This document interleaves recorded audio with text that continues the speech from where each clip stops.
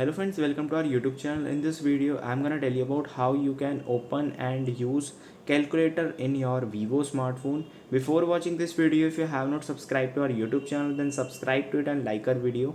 So let's start friends. First, click on search and here you have to type calculator. Just open it and you can see the numbers over here. From here you can just divide, multiply, minus and plus from here like this, you can see. And if you want to see your this calculator history, what have you done, just click on this history button and from here you can see your whole history. And then here are this feature, when you just click on this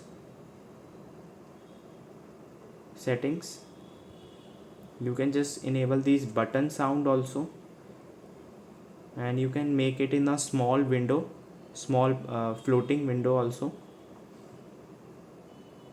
You can see this is how you can use it.